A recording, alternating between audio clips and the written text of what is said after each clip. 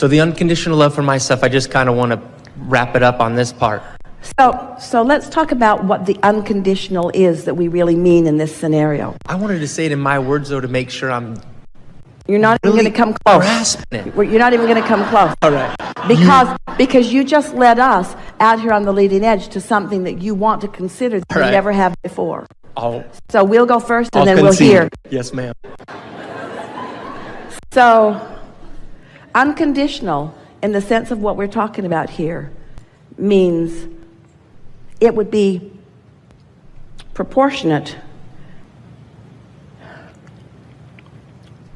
to mentally throwing the ball, but not physically needing to pick one up. It would be about, and that's a sort of scanty base. We'll give you more. I got you. We'll give you more. No worries. It's like unconditional means finding the feeling and that being everything. Conditional is, okay, I'll find the feeling, I'll work this out, and it will produce these results. But now you're twirled up in the results, and since the results haven't happened yet, you're introducing resistance into the equation, and now you're in a state of resistance, so it can't go where you want it to go. So unconditional is caring singularly about the emotion that you have the ability to produce without needing results. So let's just call the condition the physical result, the physical manifestation, the person showing up in a relationship, or the money showing up in your bank account, or the improvement in your bodily condition.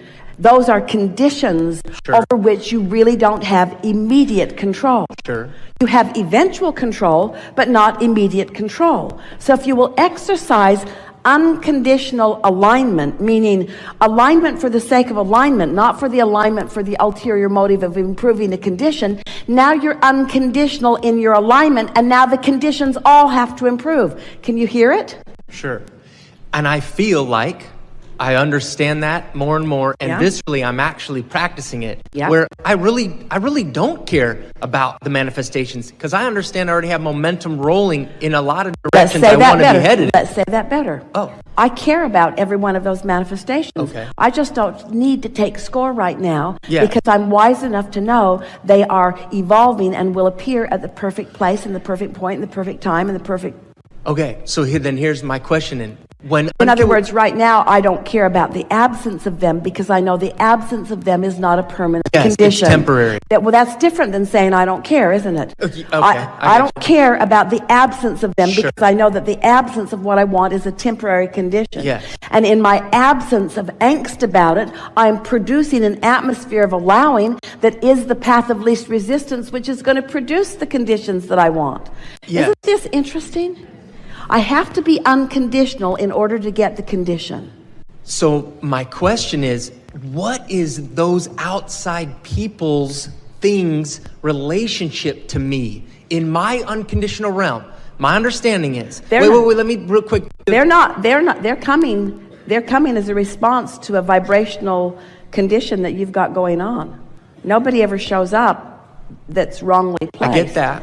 So they are evidence of something that you want to let go further off. I mean, we're talking about universal laws here. The more it feels like you need to wrestle it to the ground or explain it or teach it or talk it, or the more that's the wrong direction. That's not the path of least resistance, and you know it.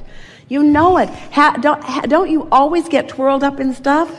Esther loves that song, I should have just gone to bed. Should have just gone to bed. Shouldn't have tried to talk it through. Shouldn't have tried to explain myself. Shouldn't have tried to figure it all out tonight. Absolutely. Shouldn't have tried to go to a place that I'm vibrationally not ready to go. I should have just gone to bed. Okay. And the crutch of it is, every single time, no matter what, unconditional versus conditional, only and always has to do with your relationship with you. Unconditional love is about loving yourself so that you then could choose to love someone else if you wanted to, or do something else if you wanted to. Yeah. But ultimately, unconditional love is only about your connection with you. It's not about a connection with anything else. All right, so now that's 2014 conversation. Now we're in 2015. Wow. So let's have a new conversation about this from a new point of understanding. So let's talk about momentum. and let's talk about path of least resistance, and let's talk about conditions. So, would you say that there are some things that have already manifested that are pleasing conditions that offer no resistance to you whatsoever? In fact, they enhance your experience. Absolutely. So, do you want to be unconditional? Absolutely. Wait a minute. Do you want to be unconditional? Well, yes, this is where I get confused Well, because here you're telling me about... We're going to clear it up thank right now. you very much. I love you. Thank you. So, if you're understanding momentum and you're understanding path of least resistance, and we began today by talking about the momentum that comes from non-physical. Oh, what a path of non-resistance. In other words, you ride in on this current of really powerful well-being. So, this path of least resistance and the momentum of this path of least resistance. So let's say you are acknowledging a condition. A condition. Abraham says I should be unconditional. Yeah. But wait, this is a condition that has no resistance within it. Okay.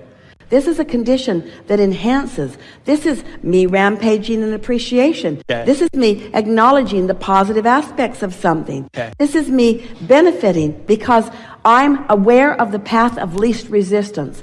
I'm not trying to change a condition to feel good. Okay. I'm acknowledging the momentum of conditions that do feel good. This is... I get it. But feel the distinction when you need a condition to change that isn't changing because you're acknowledging it right where it is. In other words, we want you to give your attention to every condition that pleases you, that promotes your alignment, and that dovetails with who you really are, and get your eyes off of those conditions that you think you need to change in order to feel better. Did you hear that distinction? Yes. That is the most significant distinction that we have ever expressed or that you have ever heard. Nice. Because it's not about, that's why we say there's no one right answer, there's no one right lifestyle, there's no one right. In other words, all of you are right. Every person that you've ever disagreed with about anything is right because their perception is what it is. They've built the rightness in through their perception. Okay. But you've got within you a guidance system that knows who you are and who you're being, and is giving you feedback about that. So if it feels really good, acknowledge the condition. If it feels bad, give it up. Always take the path of least resistance. Okay. Path of least resistance. Okay. Which leads us to something really important to say. So, you're going to like this. So let's say, just follow us in this scenario. It's going to feel off the subject, but it's right on topic. No problem. So let's say that you are acknowledging the behavior of another person. And their behavior is not pleasing you, not one bit. And you know it when you saw it, you know it when you think about it, you know it when you keep thinking about it, you know it when you're telling somebody else about it. But the more you talk about it, the more momentum it gathers. Until there's almost something satisfying about talking about it. Because they agree with you. This person is really out of line. And there's something sort of nice about being validated by other ornery people about this bad behavior.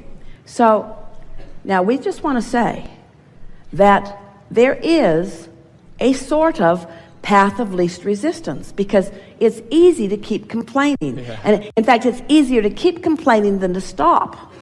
You got that momentum going, and now this other person's involved with you, and you really got it going on.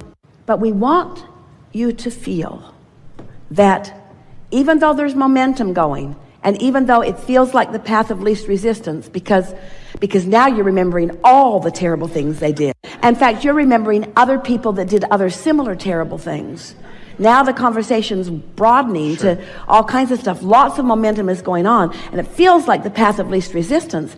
But the way you feel, you're getting more uncomfortable, it's feeling more unpleasant, you're getting angry, you're getting all worked up about it, because you've diverged from the path of who you really are.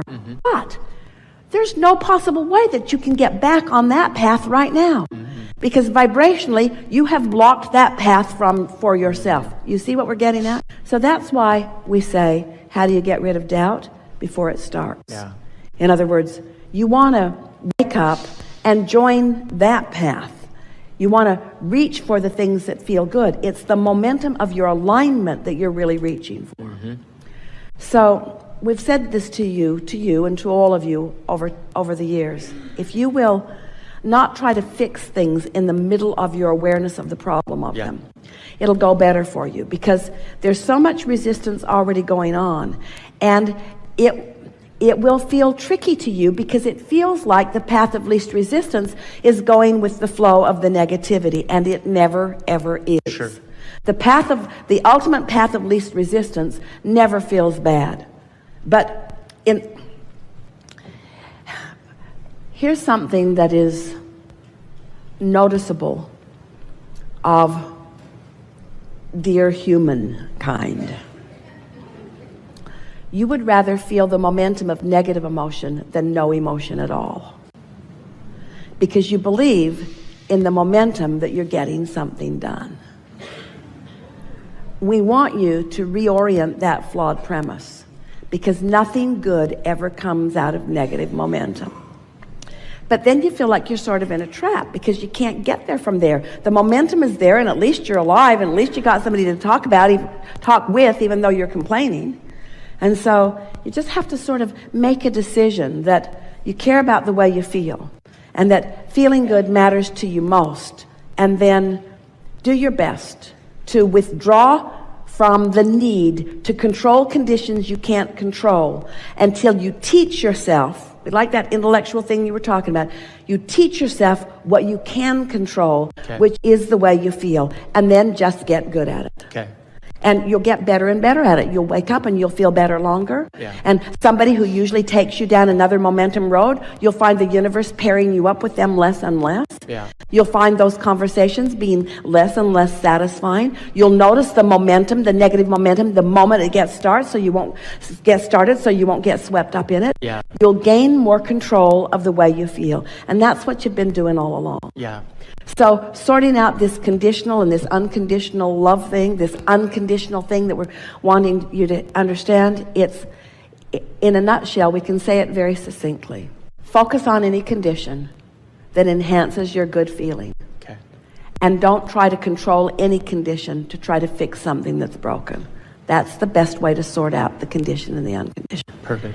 Esther sat out on her porch in rapture at the beauty of things that she saw. And then she wanted to argue with us just like you do. Yeah. Abraham, these are conditions that I'm focused upon. That's a condition, and that's a condition, and that's a condition, and that's a condition. And I feel wonderful. And we said, Esther, you felt wonderful before you focused on the conditions. The reason those conditions look so good to you is because you were in an unconditional state of alignment. You were in pure alignment with Source.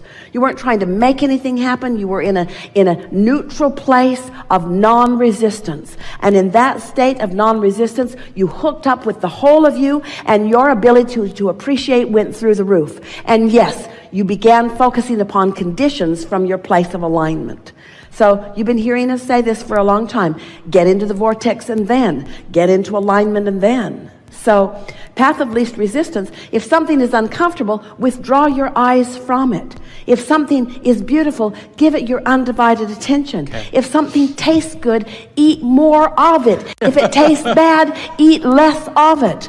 Move toward what feels good. Move away from what does not feel good until you show yourself that you have that kind of discernment. And then watch what the universe yields to you. The subtle nuances and the details, the perfection, things that you even forgot that you told the universe you want will show up with such perfect timing that you will feel, once again, that blessed, fortunate, worthy of the attention of Source at all times being that you are. Okay. A coach that never criticizes and sees no flaw in you, only knows the perfection of you and the potential for your realization of it. Good. I got one more quick thing.